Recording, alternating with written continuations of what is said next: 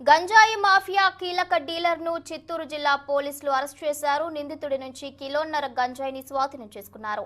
వరదయ్యపాలెం మండలంలో సంతవేలూరు సమీపంలో గంజాయి అక్రమ రవాణా చేస్తుండగా చిరంజీవిని పోలీసులు అరెస్ట్ చేసి రిమాండ్కు తరలించారు.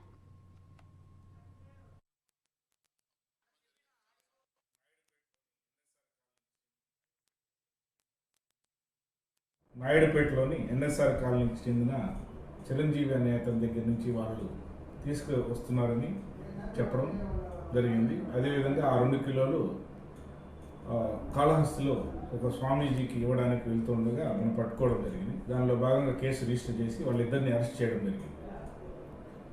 అయితే చిరంజీవి పరారీలో ఉన్నాడు. ఈ దినము ముఖ్యంగా ఈ మధ్య కాలంలో మాదక ద్రవ్య నిర్మూలనలో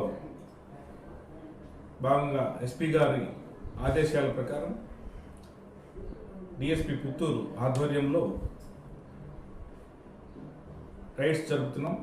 దీనిలో భాగంగా మాకు వచ్చిన ఇన్ఫర్మేషన్ ప్రకారము సంతవేలూరు నుంచి ఈ చిరంజీవి అనే అతను ఈ గంజాయి తీసుకెళ్తున్నాడనే సమాచారం అందడంతో ఇమీడియట్గా అక్కడికి వెళ్ళి మీడియేటర్స్ ద్వారా ఎంఆర్ఓ సహకారంతో అక్కడ ఈ చిరంజీవిని పట్టుకోవడం జరిగింది.